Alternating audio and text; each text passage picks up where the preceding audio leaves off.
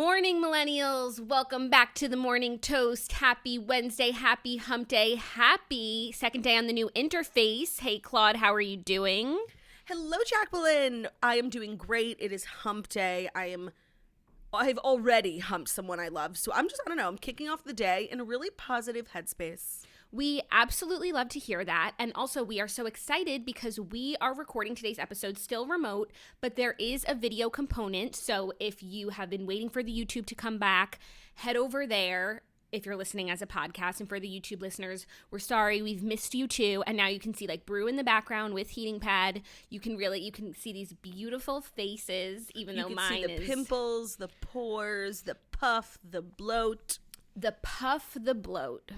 That's very real to me today. Yeah, I didn't have time to gua sha or ice roll my face, so you're just getting the full pizza face today. I am beyond ice rolling, this is just who I am now. No, that's an important thing. Like, I feel like for a long time I was like gua shaing every morning, and I definitely saw some lifting, some sculpting, but at the end of the day, this is who I am. This is my face. It is round, and I must learn to love the things I cannot change, or I will not change. Yeah, I agree, but still, sometimes it's nice to feel like you're doing something for thyself. Productive. Well, we're doing something productive because we have a fabulous show. Yesterday's episode was low-key like a banger. It was so funny. I actually went back and listened to it as a podcast, which I don't really do. Sometimes I'll go back and watch YouTube.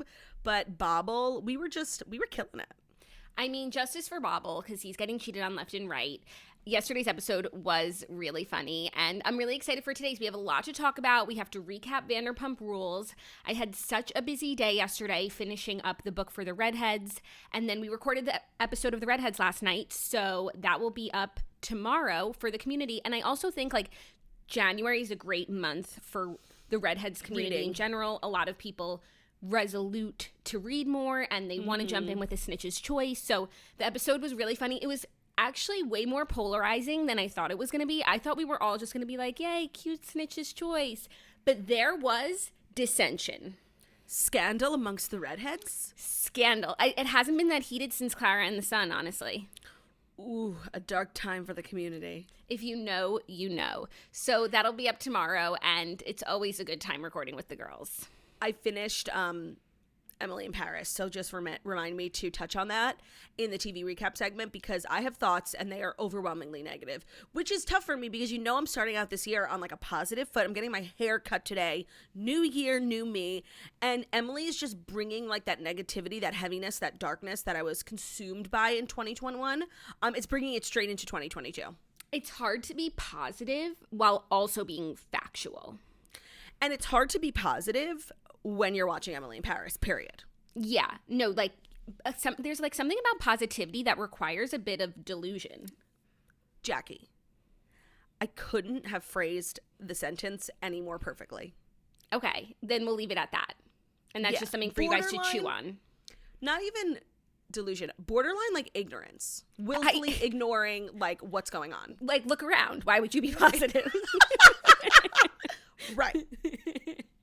Okay, cool. I'm glad that, we have something to think about today. I feel like we're asking in the new year, in these 3 episodes, we're really asking some big questions. What's in a name, What is in a name? A lot. There's a lot in a name.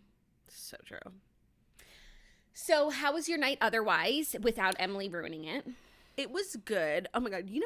Ben has an obsession with these breathe right strips? No, but okay. Okay, so a couple months ago, he started snoring really bad, and it was waking me up at all parts of the night. So I'm like, you have to do something about it. So we went to Dwayne Reed, and he bought these strips that he puts on his nose. He wears them around the house at noon, it's not even just for sleeping. He loves them. They're a fashion statement. They're a fashion statement. He got a PR package from the brand, and for him, that's you getting a Birkin. He hit peak influencing. And I guess last night was the first night in a really long time that he forgot to put one on before bed. I was up all night, shoving him, turning him to his side. So I'm fucking cranky this morning, and I yelled. I know snoring is out of people's control. How can you be mad at someone for a bodily function? But I found a way, and I was so I'm a little cranky. If you're sensing that, blame Ben. Okay, I will definitely blame Ben. And even though snoring, I guess technically is not a person's fault, it feels like it is. And it also feels like a personal attack. And they do say, like, if you sleep on your side, you won't snore. So, I mean, right now, I have to sleep on my side. And, like, of course, I would love to sleep on my back. But I'm like, nope, sleep on your side. Ben doesn't, it's clear that he's not, pushing himself to sleep on his side as well. I think there's something borderline sociopathic about sleeping on your back. Like, it's insane. Really? How do you sleep? Side and belly. Okay, yeah, I miss sleeping on my belly so much. Especially when you got a heating pad under there. So good. So good. But sleep, I mean, I have to sleep on my side now, and I feel like after I'm pregnant, I'm never going to do it again. It's, like, really annoying to have to do all the time. Yeah, belly is, like, my number one choice. But I think there's just something really creepy about people whose, like, number one goat way of sleeping is on their back. And I think it's mostly men, and I think it's really fucking crazy. Okay.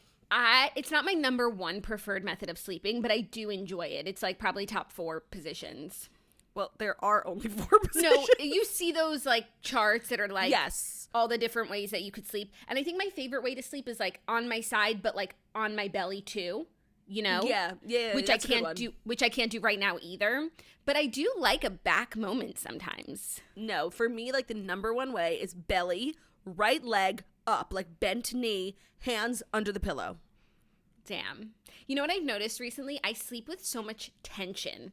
Like, I grip my pillows so much, and obviously, like, my jaw is always like clenched shut, and I've been trying to consciously, like, relax, but I literally don't know how to relax. And, like, my shoulders in general are always at my ears. What is that? No, and I'll be, like, trying to fall asleep, and I'm like, I wonder why I can't fall asleep. Maybe it's, like, then you realize how much tension you're clenching in your jaw.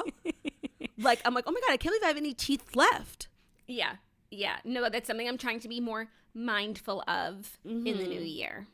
We are, like, turning this into, like, a wellness podcast. We're going to have to switch categories soon at the rate we're going. Literally.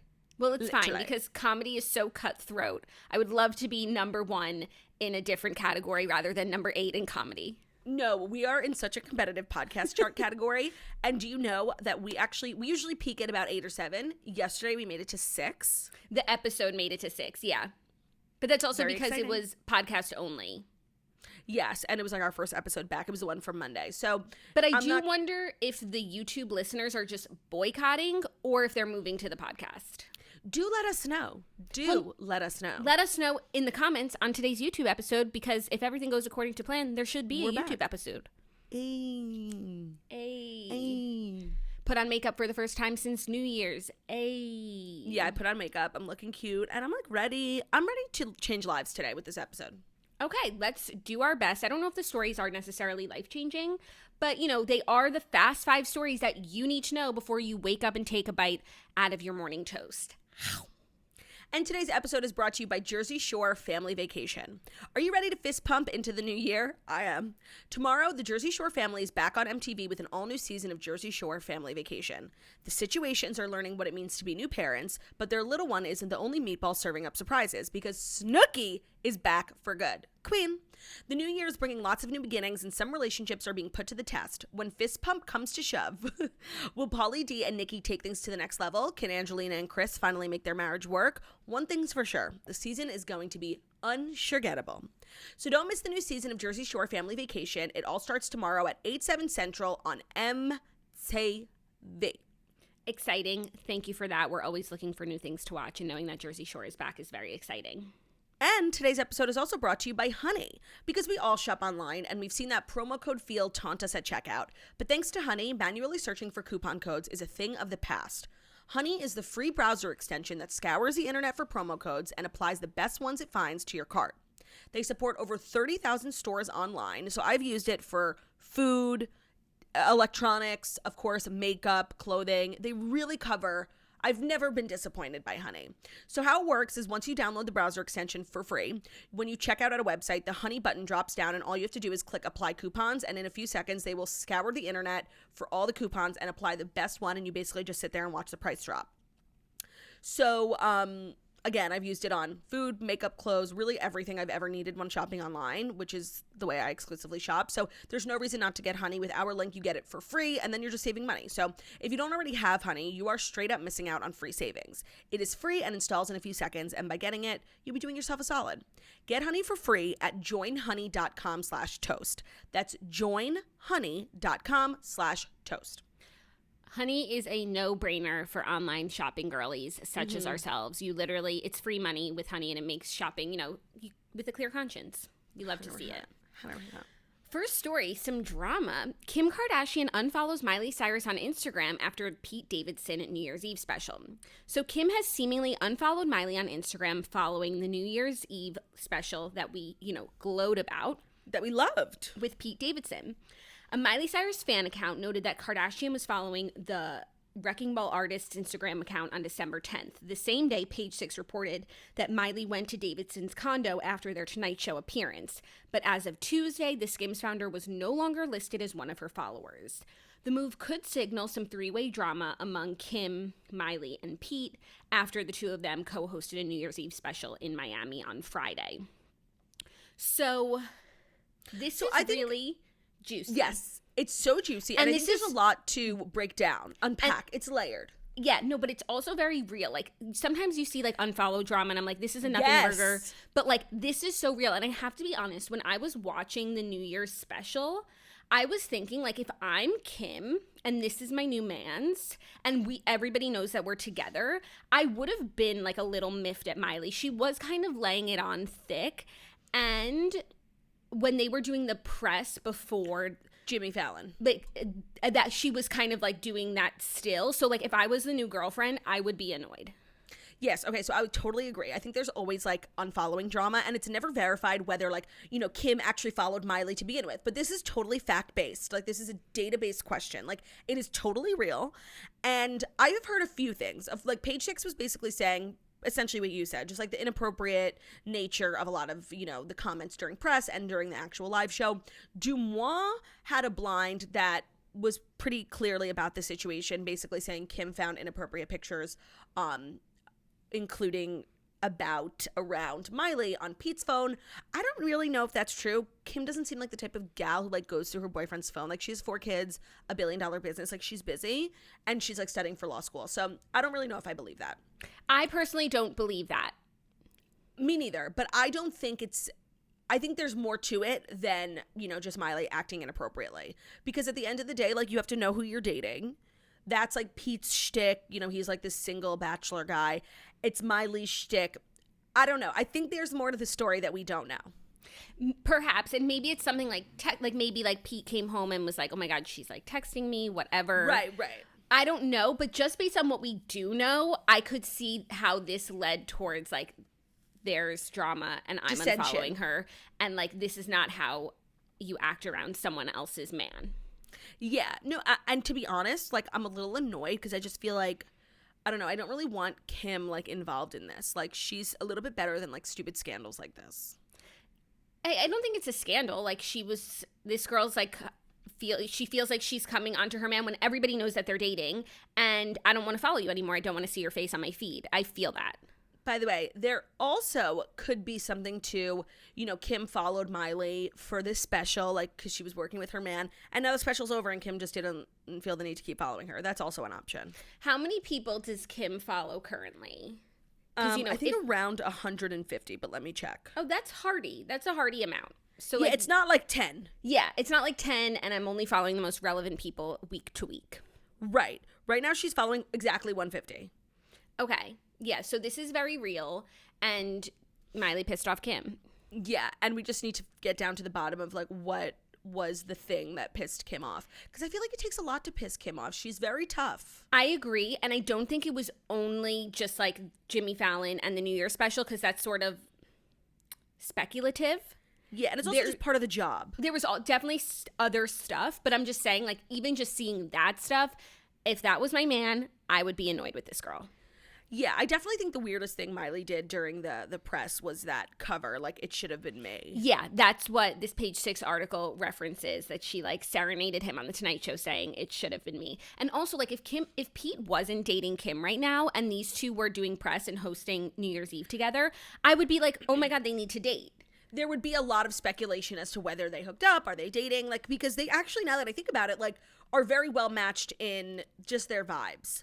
Right. So everything to me here just like adds up in terms of why this would annoy someone's girlfriend. You know, it's a recipe for disaster. But Kim and Pete are going strong. They're going to the Bahamas together, and I look forward, you know, to hopefully some photos and some content. Something. Like a picture, an Instagram story, like anything. But even just knowing that they're going on vacation together, it's like another step towards the biggest ship you've ever seen. It's another step towards stepdad Pete Davidson. Oh, that's kind of scary. Frightening. Okay, well, our next story is related. Kanye West and Julia Fox see Slave Play and hit Carbone on their first New York City date. So Kanye is out there as well. He and Julia Fox took in a Broadway show with a group of friends on Tuesday before decamping to Carbone for dinner. Okay, can I say something like hella controversial? Okay, sure. When it comes to, like, you know, the Kim and Kanye stuff, when I'm reading a story about, you know, Kanye, you know, lusting after Kim, I'm, you know, bright-eyed, bushy-tailed. When I'm reading something about who Kim is dating, I'm like, oh my God, give me more. When I'm reading something about, like, who Kanye is dating, and maybe it's because he doesn't date anyone interesting, like, I literally don't care. You know what? I feel the exact same way. I almost didn't even pick this as a story, but then I was like, I had to look at myself and be like, why wouldn't I care who Kanye is dating when I care so much about him? I care about Kim. I care about their future. You know, everything else that he does makes news. Like, it's just like, who is this? Agreed, who is this? And also, like, when he was dating Irina Shayk, we were interested. Yes, because she's an interesting person. But when he dates, like, you know, just models, unknowns. Maybe like fashion girls who are low key, it's not Pete Davidson. Yeah, it's just not giving me, like, the joie de vivre I usually have for stories like this. Yeah, no, I felt the same way, but I felt the need to look inward and be like, yeah, of course. I should care that Kanye is seeing someone. Because it's part of a larger story. A story that I'm very invested in. Right, correct. So, here we are. But continue, give me the details. It was the couple's first date night in New York where, she's in from Uncut Gems. She's an actress when she's based in New York. Following a few evenings out in Miami, an eyewitness also told Page Six that West managed to stay off his phone for the entirety of the play, unlike in 2018 when he was busted for texting through the Cher show. That's really funny. Like, it's so rude, but it's a long time to be off your phone. Like, I sympathize. Are you someone who would be on your phone in a Broadway show? No, I'm someone, if I'm not enjoying the show and I feel the need to, like, really be on my phone, I'll take, like, a long walk to the toilet, like, sit on the toilet, catch up on what's going on, and then go back. If I'm being honest. But it's so rude. Like, and when I see people on their phones in my show, like, I was at a comedy club in Chicago, and, like, someone was fully, like, making a phone call, like, a dentist appointment right in front of me. Like, I know how rude it is. So I would never, like, fully be, like, blatantly rude on my phone. But, you know, if I'm not enjoying myself, I will excuse myself. I think that's fine. I think that's fine. Also, for celebrities, it's like, one, everyone's watching you, and two, like, you're typically in a really good seat, so the actors could probably see you, and that's even ruder. Most likely gifted those tickets for free. But, like, if you are in the balcony, perhaps a few rows back, you know, you have a little privacy as a person, and you get a text message, you could maybe check it. Well, actually, you'd be surprised, like, with theater lights, you actually really can't see the first few rows in front of you, and the person in, like, the sixth row is, like, the only person you could see, and that might be the person, like, on their phone. Interesting. Yeah. Okay. Well, then just don't be on your phone when you're going to see a performance. I think as a rule of thumb, that works. Yeah. Agreed. You're most likely not missing anything. Except the performance. No, except by the way, performance. You're missing nothing on your phone. Anyways, they went to Carbone after for dinner, and fun fact about me is I've never been to Carbone. Are you kidding? I know, isn't that so weird? And I really want to go, and I'm just like literally going tonight. Really? Yeah. Oh my God, will you bring me back some of that pasta that everyone takes a picture of? Drop it off. Of course. I will. I'll have to eat it tomorrow because I can't eat like after 6 o'clock because of acid reflux. I don't know if any of my other pregnant women, this is the newest symptom. Acid reflux that wakes me up in the middle of the night choking on my acid. Burning my throat. To me once. Burning my throat. It is so scary to jilt out of bed, not like gasping for air. Every single night, multiple times a night. Oh, that is so scary. So painful and also like scary. I'm like, am I choking? Right. Okay, so it happened to me one time. I had never had acid reflux before. I don't even remember, like I just shot out of bed choking. Mm-hmm. And the next shot morning, out of bed. Shot, like literally, and Ben was so freaked out. He took me to City MD the next morning and they were like, you have pneumonia. I'm like, what? Oh my God. I'm like, I can't have pneumonia. I'm supposed to go to Atlantic City. And like, I remember being in Atlantic City being like, is this irresponsible? Do I have pneumonia? But I just had acid reflux. You probably just ate too close to bed. Too much, too close. I girl boss too close to the sun. You really did. Do you have any additional thoughts on Elizabeth Holmes after this stirring debate? I do, because I said before I gave my piece, like, I don't know much about the situation. I've never watched a documentary. This is just what I've gathered from social media and then the opinion I base that off of. And I did get a lot of messages like, yes, she was defrauding like those rich people, but also taking advantage of patients. And of course, I don't condone any of that, but it was a joke and it was a really funny one. So I am going to stick with it. So I just want everyone to know, when you hear me like making these Elizabeth Holmes is a hero jokes, know that it's a joke and it's so funny. So you can laugh. I completely agree that it's so funny. I was laughing all day yesterday. And also reading the comments were making me laugh. Oh, me too. Because, when you think about it, like when you think about this girl boss, boss babe culture that we live in, like Elizabeth Holmes is kind of like our queen. The face of it. Yeah, our queen. Exactly. I kind of look like Elizabeth Holmes. You do. Except she would be wearing a black. This is actually a bum suit, which is like a pregnancy, like head, like neck to toe suit. Oh, all the way down to your legs? All the way down to my legs. It's so comfortable. I just got them and I wish I got them sooner because now I'm not going anywhere. So today was like the first day I was dressing up and I was like, I have to put it on. It's How do you like, pee? There's a zipper down the back. Got it. Yeah. So I'm just like really, really, honestly, it might be more comfortable than wearing pajamas because it's like holding everything together in a I feel that. In a non-threatening way. In a nauseating way. Yeah, I actually think you would really I want to wear them when I'm not pregnant. Is that weird? 100%. No. Okay. I'll let you guys know how it goes. Anyways, happy for Kanye that he's finding love and, dining well and enjoying the theater. I can't believe you've never been to Carbone. That is so weird. Oh, right. I know. Isn't that so embarrassing? Like, even when we went to Vegas, we didn't go? No. We went to Siddell's. Yeah. But no, I've never been to Carbone, and that's just something maybe that'll be like your first mom's night out. How about that? I'll take you. Before we move on to the next story, I gotta let you guys know about some lower back pain I've been having and the Homedics massager that has changed the game. So yes, my back has been really bothering me recently, and I think I'm just getting older, and that's what happens, as from what I've heard.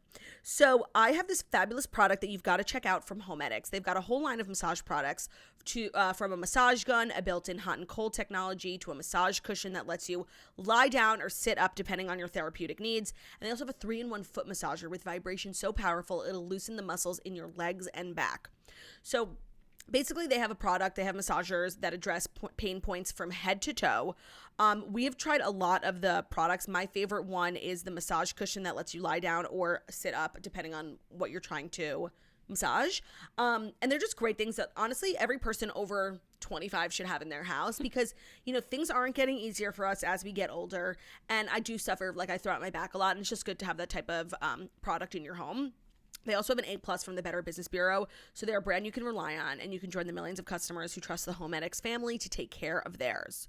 So whether you're dealing with chronic pain or just looking to help your muscles from a workout, we've got good news. Right now, if you go to homedics.com/toast and use the promo code TOAST, you'll receive a free portable phone sanitizer when you buy $100 of more in massage products. So that's a $60 value at Homedics, HOMEDICS.com/toast. Use the promo code TOAST for the free portable phone sanitizer with a $100 massager purchase.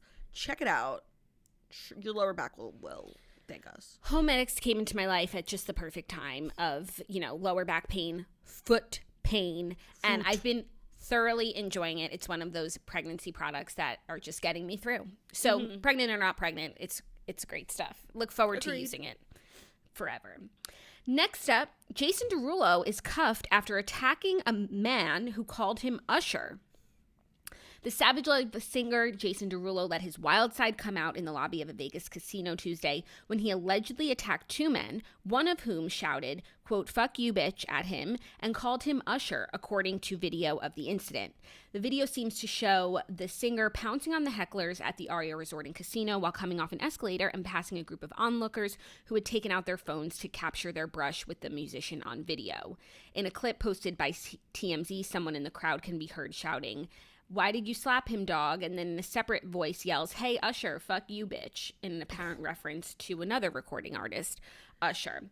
Unclear whether he actually thought it was Usher or if that was, a wisecrack. But this is like a really crazy story. And I also don't know how being called Usher is so insulting to someone. I saw the video. I don't think that he was, attacking them because they called him Usher. I just think that was a part of the video that people, I think, found funny. Oh, okay. Because I don't think he mistook him for Usher. I think it was a dig. But the thing is, I saw the video and these two guys were totally troublemaking menaces, looking for a fight, really provoking him and being rude.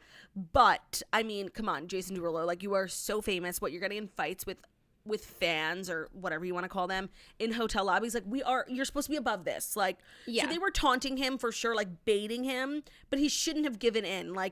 You're a superstar. What are you doing? Yeah, I agree. That's really annoying though, but I agree that he, hopefully should have just moved on. Right. Because now it's this big thing. No, and he looks just like a loser. Yeah, and the headlines are all saying it's because he was called Usher, and as you said, right, that's probably irrelevant to why he felt the way he felt.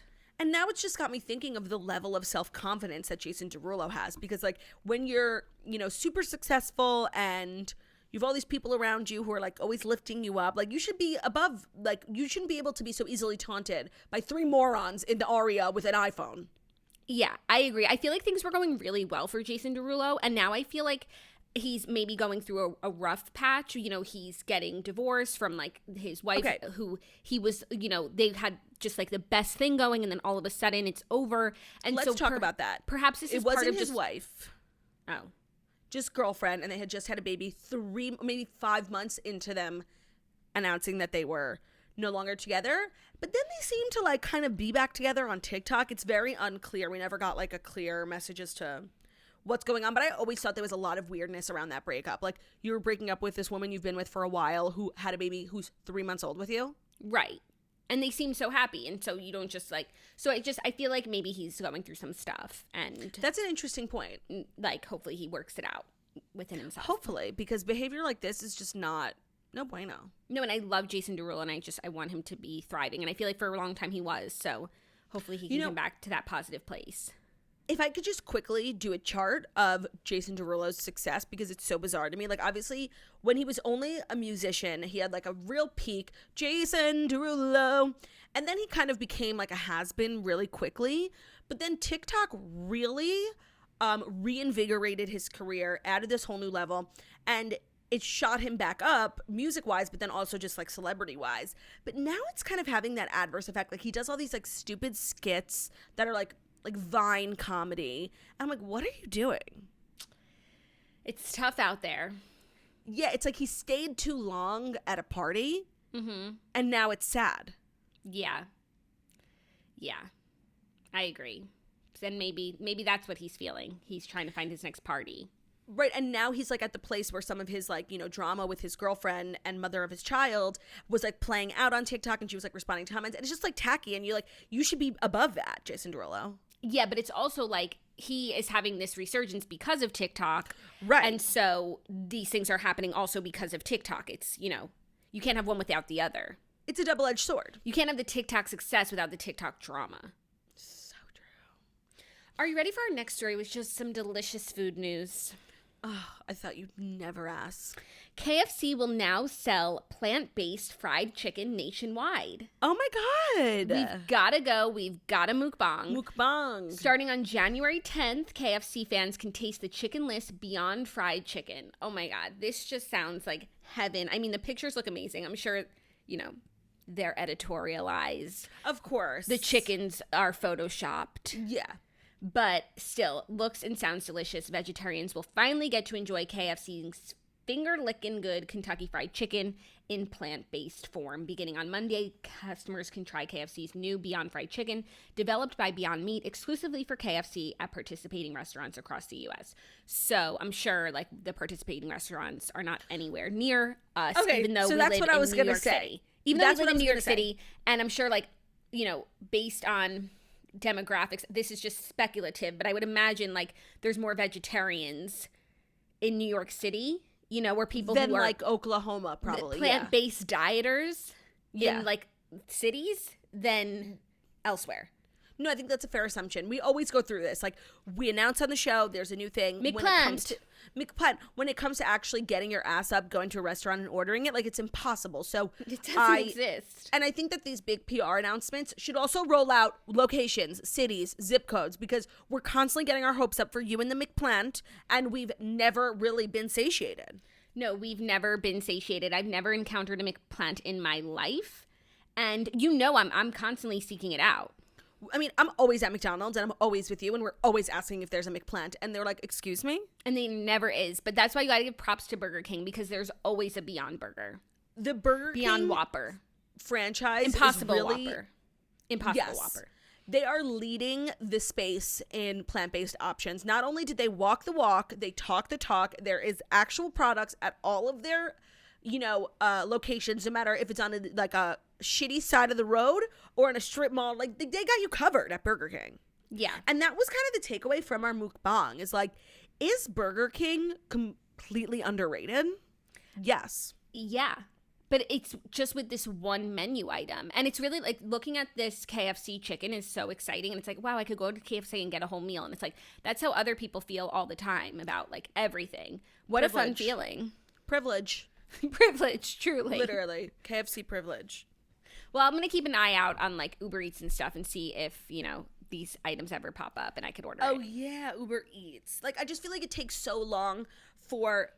It takes so long for the CEO who releases this announcement down the pyramid to the actual restaurants into our hands. It's a year later that you'll actually get what you heard about. Right. But this is we're in the process. January 10th is the rollout. 5 days. Start the countdown. We'll have to look into, I'm sure there's a place you could find the select locations that will be providing this. Yeah, there should be a blog that's plant-based fast food. Finder. Plant-based fast food finder. That's good. Are you ready for our fifth and final story? I am. Oh, shit. I didn't get mine. I have it, but it's not in my room. That's okay. I'll take it from here. I'm so sorry. What's the time for? Oh, that's right. The final story.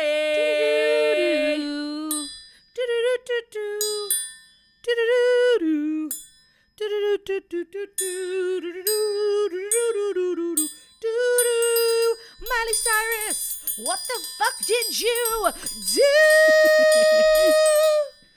That's a magic number. Gorgeous. Feels good. Feels good. Our fifth and final story is a little casting news. Chris Evans is in talks to Which play... one's that? Evans. Captain America. Yes, and Knives Out. Yeah. Is in talks to play iconic actor Gene Kelly in upcoming film. Gene Kelly, from Singing in the Rain. He's yeah. Yep. Gene. So Chris could be stepping into the legendary actor's dancing shoes. He's in talks to play the iconic star in a so far untitled film. People can confirm. Gene Kelly died in 1996 at the age of 83. based on an original idea from the Captain America star, so I hope he gets the part if this was his idea. Right. The film tells the story of a 12-year-old boy who works on the MGM lot and develops an imaginary friendship with the Singin' in the Rain actor while working on his latest movie. So is Chris Evans playing the 12-year-old boy, or No, he would be playing the actor who makes an imaginary friend? Well, he's the actor, or is he Gene Kelly? Oh, I'm sorry. It's not okay. It's not an imaginary friend. It's a fictional friendship. Like, it didn't happen in real life. It didn't happen. Imaginary. I'm like, is the guy Is like Gene Kelly nuts? Yeah, right. Okay. So I feel like this is the sort of thing that could totally. So just confirming, Chris Evans is playing Gene. Gene, yes. Got it. Okay. In a half-true story. See, I don't see this. I don't see Chris Evans being like a dancing, actor from the 50s. But this just might be the role that like changes how we see him. Because I know him as like Captain America, big sexy man with his leotard. But maybe there's more to Chris Evans than his leotard. Honestly, I see this. And I think this would be the role that like changes him from being so commercial to more niche, academy, artistic. serious, artistic, but also like Gene Kelly Singing in the Rain, like that's fun shit. That's dancing, singing, like it's not like morose. So I think this could be the perfect thing for him. And it sounds like a movie. Does he sing and dance? I think he must have some chops if he's putting himself up for it. That's true. I'm sure he can dance. I don't know about the I singing. guess it's like La La Land with Ryan Gosling. I wouldn't have thought that he was like a singer or a dancer, but he did that. He did do it. Do you think he did it not well? I don't know. I mean, I don't like the movie, and by all accounts I should, so I'm tempted to blame him and Emma. One of my takeaways from that movie was like, it was good, but like imagine how good it would have been with like two trained singers and dancers. Ooh. Yeah, I agree. Like there's something that, I mean, give it to Julianne Hough. So many people love the movie, and to them it's a perfect formula. But for me, there's something that was amiss. I watched it more than once. Me too. I completely agree. And like, I'm about to say something crazy, but I actually like hate the movie. Yeah. No, like if you wanted to watch it, like I would probably go home. No, or like I would be on my phone the whole time. And it's a long movie, so that's a lot of screen time. But there is that thing, like da da da da. Like the music is good. Yeah, because it's Pasek and Paul. Pasek and Paul do it again. Like by all accounts, this should have been, a steamy classic, and it should have been Oscar Movie of the Year, but it wasn't. It should have been like Greatest Showman level of love from me, of entertainment caliber, of like caliber. Yeah, agreed. Anyways, but this movie does sound good, and I hope for Chris Evans that he gets the part that he wrote for himself, because like that would be weird. Also, the last time we spoke about Chris Evans on this show was like the pretty believable rumor that he and Selena Gomez were dating, and absolutely nothing ever came from that. And that's when it gets tough to do this job. When you invest 100%. In something and you hear something that really tickles your fancy, and it's just a big fat nothing burger. Yeah. And then it makes you you wonder, seemingly was like pulled out from midair. Like there was no proof ever. It makes you wonder, what other nothing burgers have you eaten that you didn't even know? A lot. 5 seasons of doing this show, we've eaten a lot of nothing burgers. And not that many Beyond Burgers. No, not enough. And no McPlants. None. Well, those were the Fast 5 stories. I feel as though you needed to know them. And now we need to recap Vanderpump Rules, because I caught up last night. And I do have a lot of thoughts. I was feeling... Obviously, it's not the best show on television, but before it was... you like do that, I have one thing to say. Before... I know. Okay. I just like to give a little teaser of what I'm gonna... Sure. Even though it's not the best show on television, it was eliciting some strong reactions from me. Agreed. Okay. Echo your sentiment 100%. Great. So I'm also going to talk about Emily in Paris in the TV recap segment, which is brought to you by Zotique Skincare. Do you look in the mirror every morning to see dark marks, spots, and unsightly acne scars from when you were younger? A lot of us do. We've tried other products that leave our skin dry, peeling, and they even create fine lines and wrinkles before our 30s.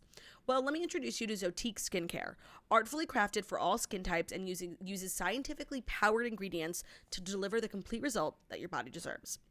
Zotique Clarity, the new deep correcting serum, provides the benefits of lactic acid with zero irritation or drying to your face. And now you can get the purest vitamin C effectively delivered to the deepest layers of the skin that need it most.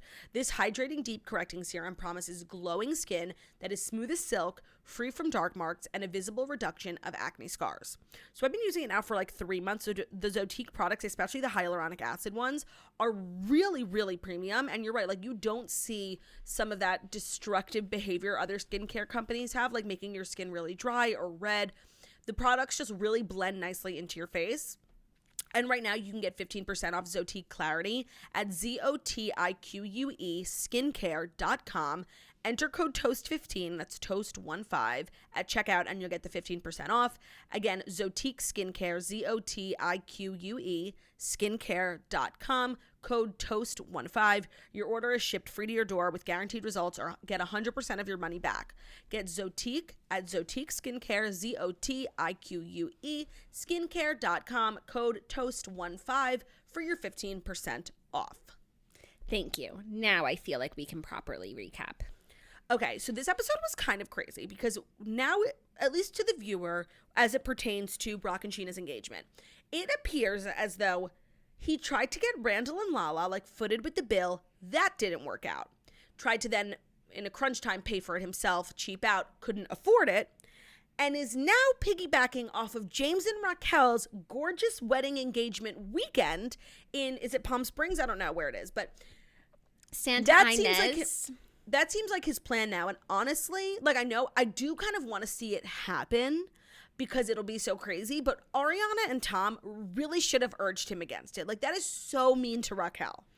So wrong. This man is a fucking cheapskate. Like it was so infuriating to watch. And at first I was like, when Lala was like, he expected us to pay for his wedding and his engagement, I was like, no, he didn't. Like, yeah, whatever.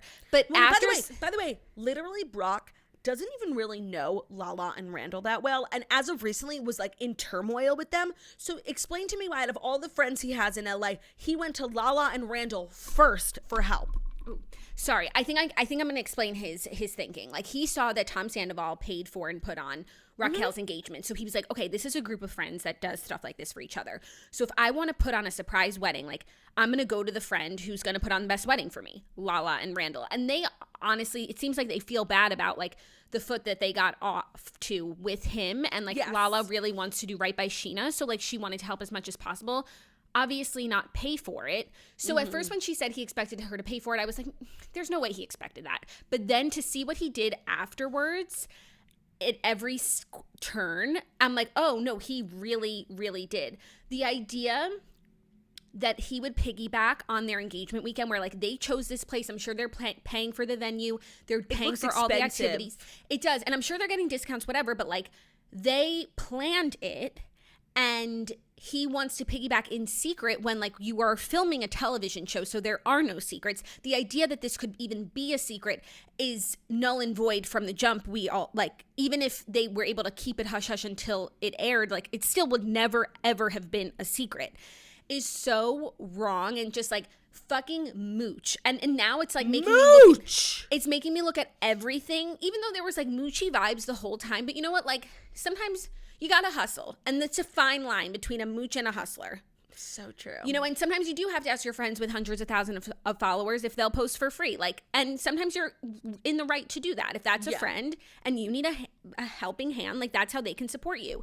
But now, like now seeing how he is going about this, I'm just like, everything he's done until this point is so moochy. Also, him and Sheena have been together for about 2 years, and all of a sudden they need to have like this shotgun wedding immediately. What the fuck is that? Like, I understand it being both of their second weddings, so they're not having this like big Hollywood to do. That I totally understand. But how do we go from that to like literal secret shotgun wedding? I have no idea. Like, there are so many places in LA, OC, or on the up and down California that would put on a wedding for them, whether they wanted small or big, and they could, you know, be within their budget because there are places that would work with them that would give them a place for free. But he, like, one, doesn't even want to do that work, and two, like, doesn't want to pay for anything.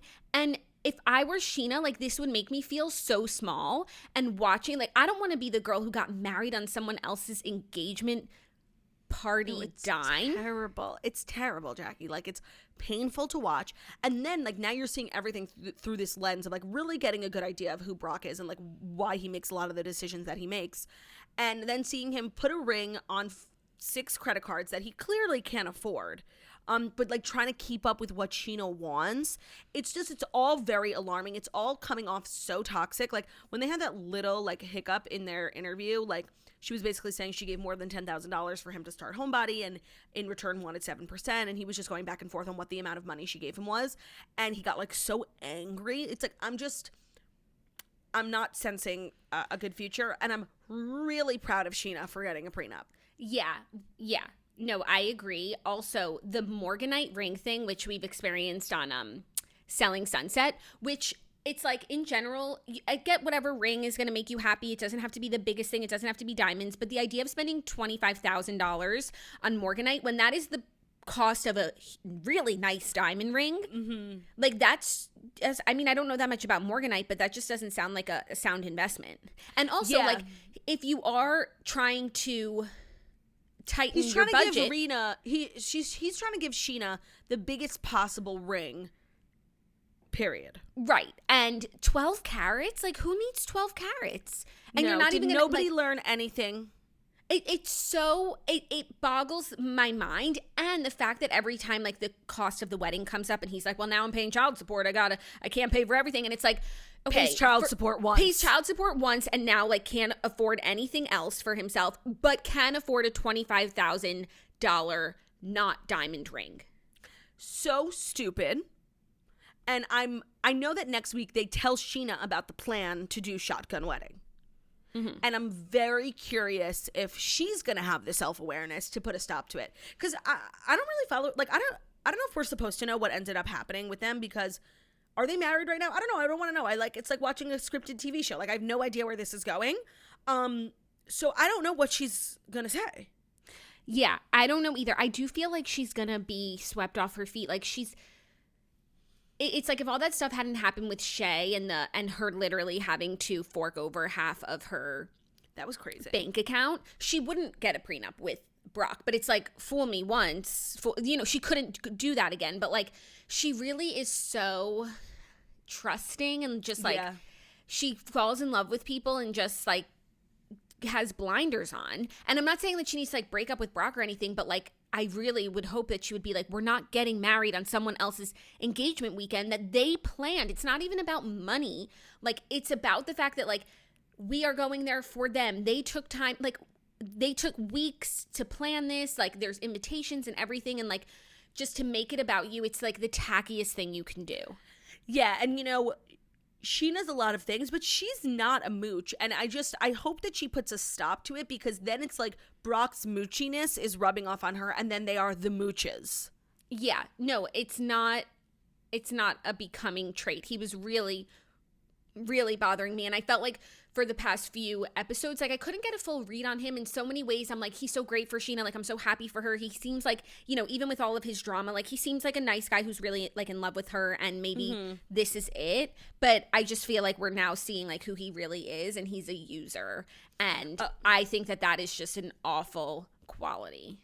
And so obviously, like, he was the real and he's a focus. Phony. He's a phony with a 12-carat ring that is not, like, who needs a 12-carat ring? Literally nobody. And, he really took up most of, like, the space in my mind for the episode. But there was one other thing that happened that actually, well, there's three things, sorry. Like, I can't watch anything about Schwartz and Sandy's because it's so painful. Like, knowing that all these loans they took out, all the money they're, like, you took out a personal business loan or whatever, and you're giving that money to Tom Sandoval. I can't think of two dumber things, first of all. No, like, Tom Sandoval is going to lead Tom Schwartz into financial ruin, and that is not what I want to see when I turn on my television. And, like, I just pray to God that they, like, in real life, they don't end up opening this restaurant. But, like, they are, like, breaking ground. Like, they are moving forward. And it's just very sad to see. It's very sad to see. I agree. The second thing is, like, I also don't think it's the right time for anyone to be opening up a sandwich shop, let alone a sandwich shop called Something About Her or Something With Her, whatever it was called. And, like, I was so on Katie's team with the Schwartz and Sandy's things, but now if my options are a bar called Schwartz and Sandy's or a sandwich shop called Something About Mary or whatever it was called, I'm going with Schwartz and Sandy's. Oh, that's interesting. While I didn't love their original pitch idea, I do have faith that they will, mold it and it will become something else.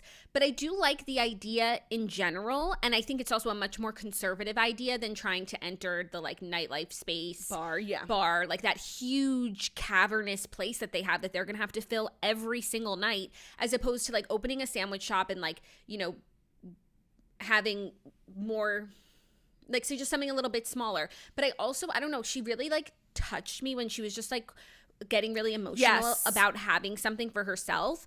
And I feel like that's something that a lot of people can relate to. But I also feel like when you're a reality star and even a celebrity sometimes, there's so many perks, and I'm not gonna start playing a tiny violin for these people because they, get paid so much money to do these shows. But there really is a lack of purpose, and you wake up in the morning and you don't have something to do and you don't have somewhere to go, and that is not good for, that's not life. You're supposed to have drive and things to do and places to go, people to see, and people who are counting on you. And I feel like the life of a reality star, especially on Vanderpump Rules, it's very empty when they're not filming. Probably it's probably better when they are filming, but I feel like there is a lot of emptiness. And I feel like her just even acknowledging that, aside from wanting to have a baby and not having one yet, I appreciate that she can acknowledge that this lifestyle is not what she wants for herself.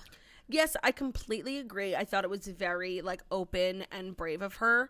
I worry about the financials of everyone on the show, but I do think Katie was 100% right in the way she explained how she's been in business with best friends before and it was awful, and you really shouldn't ever go into business with your best friends. But her and Ariana are they're friends not by choice, by circumstance. And I wouldn't say they're best friends. They know where the line is, and they both have the same amount of love in their hearts for each other. I actually think the two of them together as a team make a lot of sense. I agree. Their friendship is probably more predicated on professional circumstances just from doing this show than it is, on emotions. And I feel like they both get that. And sometimes, that's exactly who you should go into business with, not people where there's so much emotion riding on it and whose business sense you don't really know anything about.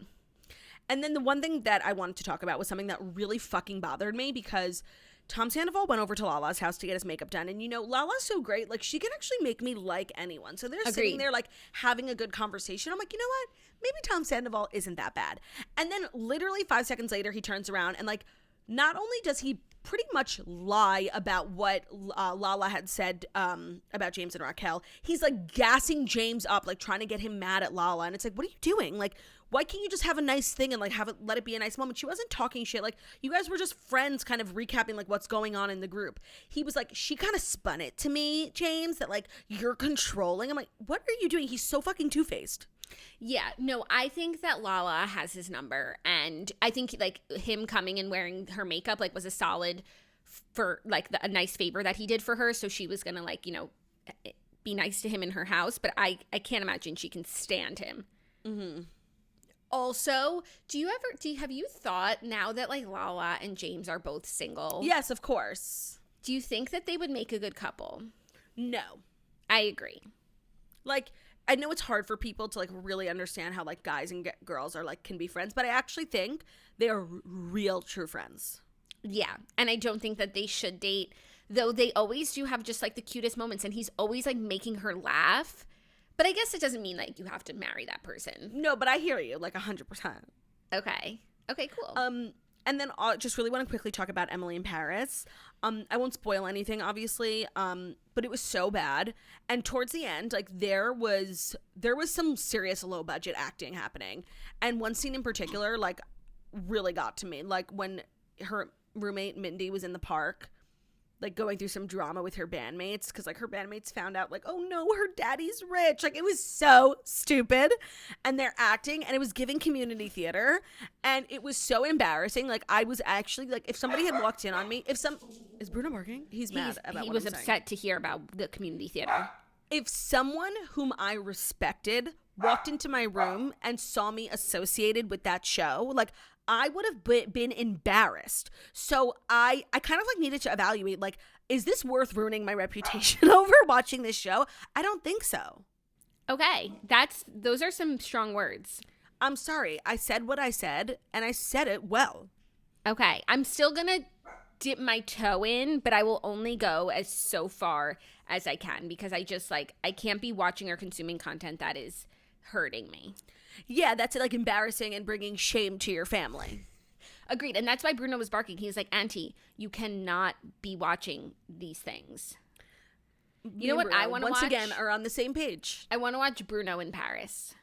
Me too. Bruno and Theo. Crew and Do and Brew. Crew, Do, Magoo, head to Yuru. Oh my God. So good.